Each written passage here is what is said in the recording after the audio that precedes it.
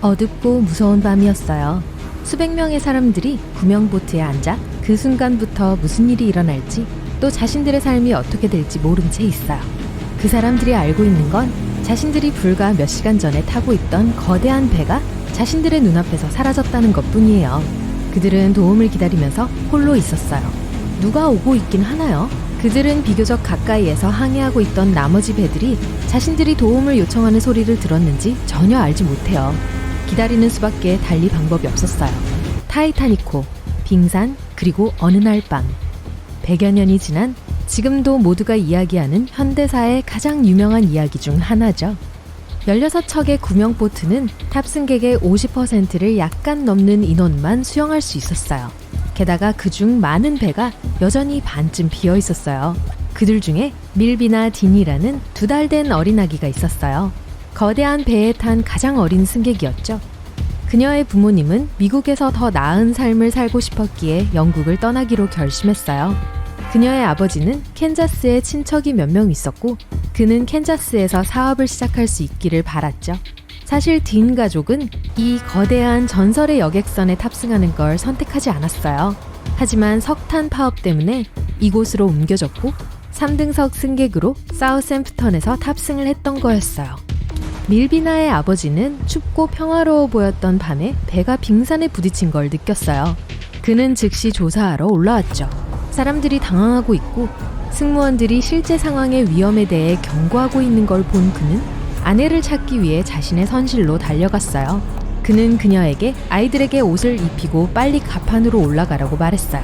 승무원들은 구명보트를 준비시키고 거기서 여자와 아이들을 가장 먼저 태우기 시작하라는 명령을 받았어요. 적어도 몇몇 가족 구성원들이 안전할 수 있던 기회였죠. 밀비나 그녀의 엄마 그리고 그녀의 오빠는 10번 구명보트에 탔어요. 이들은 침몰하는 배를 탈출한 706명의 선원과 승객들 중에 가장 먼저 탈출한 사람들 중 하나였죠. 후에 카르파티아호라고 불리는 전기선이 도움을 요청하는 그들의 소리를 듣고 승객을 구하러 왔고 그들을 뉴욕으로 데려갔어요. 안타깝게도 그녀의 아버지는 뒤에 남아서 스스로를 구하지 못했어요. 밀비나는 배를 타고 출항했던 곳에서 멀지 않은 영국의 애쉬허스트에서 자랐어요. 일생을 사우샘프턴의 작은 사업소에서 비서이자 조수로 일하며 보냈죠. 그녀는 평생 결혼하지 않았어요.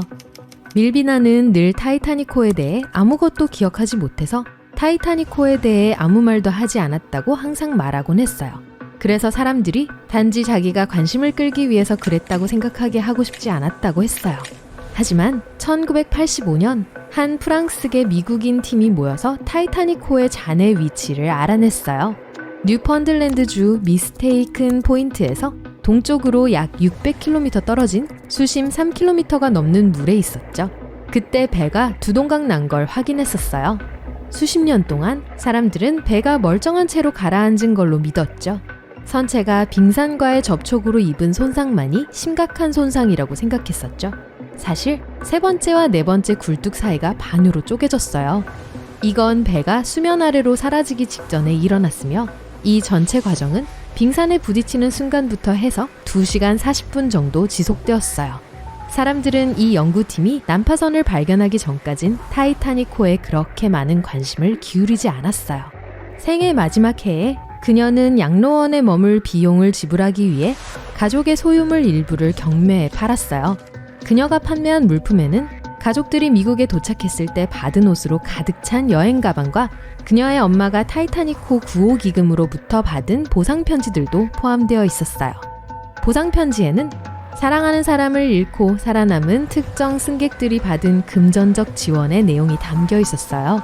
그녀는 폐렴에 걸렸던 97살의 나이까지 살았어요.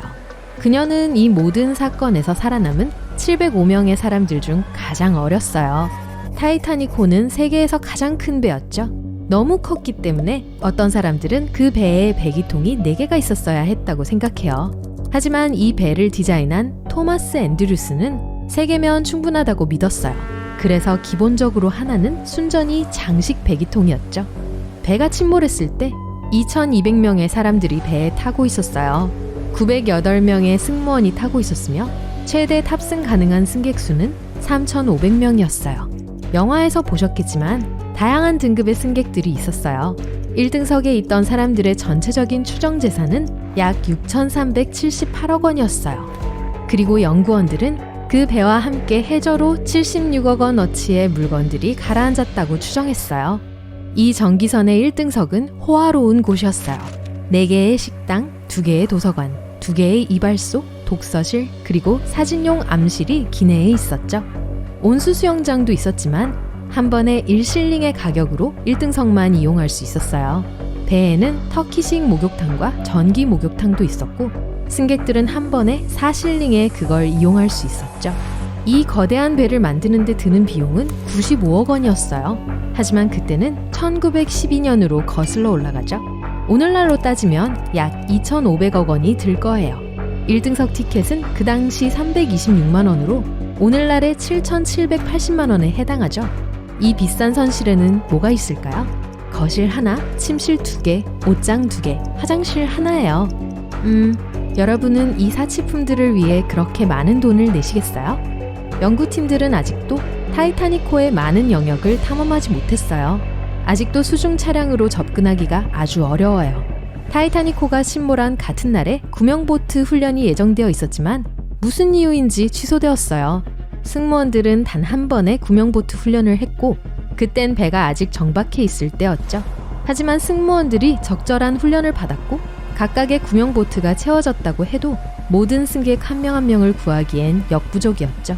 타이타닉호는 그 당시 세계에서 가장 큰 이동물체였어요. 1911년 5월 31일 거대한 선체는 조선대를 따라 내려와 벨파스트의 라간강에 다다랐어요. 10만 명이 넘는 사람들이 진수를 보기 위해 그곳에 있었어요. 이건 단 1분여밖에 걸리지 않았고 순조롭게 진행되었어요. 이 배의 책임자들은 즉시 선체를 메머드급 조립부두로 견인했어요. 수천 명의 근로자들이 그 다음 해의 대부분을 그곳에서 열심히 일하면서 갑판을 만들고 타이타닉호에 독특한 외관을 주는 호화로운 인테리어를 만드는 데 보냈어요. 또 배에 2개의 주요 증기 엔진에 동력을 공급할 29개의 거대한 보일러를 설치했죠. 이 모든 것들은 다 침몰하지 않는다 라는 타이틀을 얻기 위해서였죠. 배에는 치명적인 결함이 하나 이상 있었어요. 여러분은 디자인 결함 중 하나는 들어봤을 거예요. 기밀 격벽이 완전히 밀봉되지 않았어요. 이로 인해 물이 한 칸에서 다른 칸으로 흐르게 되었고 결국 여객선이 침몰했죠. 그리고 타이타닉호에는 결점이 더 많이 있었어요. 높은 황 함량, 차가운 온도, 그리고 빠른 속도가 선박 선체의 강철과 리벳의 철에 큰 영향을 미쳤어요. 이곳의 강철은 산산조각 났고 리벳은 비교적 쉽게 튀어나왔어요. 이게 타이타닉호가 우리가 예상했던 것보다 24배 더 빨리 침몰한 이유예요. 무엇이 진짜로 이런 거대 선박의 침몰을 초래했는지에 대해선 많은 이론들이 있어요. 그리고 그 중 하나는 몇 달 전에 있었던 보름달이 그 이유 중 하나일 수 있다고 해요. 그게 빙산 일대를 남쪽으로 보낸 아주 강한 조수를 만들었을지도 몰라요. 이때가 타이타닉호의 첫 항해와 딱 맞아 떨어진 거죠. 연구에 따르면 착시 현상으로 인해 배가 도움을 받을 수 없었다고 해요. 영국의 한 유명한 역사학자 팀 몰트는 침몰 당일 밤에 대기가 승무원들이 빙산을 발견하는 걸 아주 어렵게 만드는 특정 조건을 만들어냈다고 생각했어요. 이게 부분적으로 초굴절이라고 불리는 걸 야기시켰던 거예요.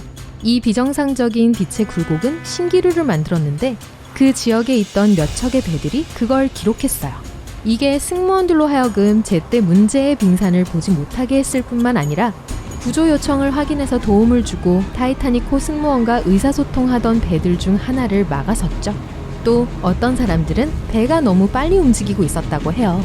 애초부터 빙산이 가득한 북대서양의 차갑고 예측 불허의 바다를 22노트라는 이렇게 빠른 속도로 항해한 선장 탓을 했죠.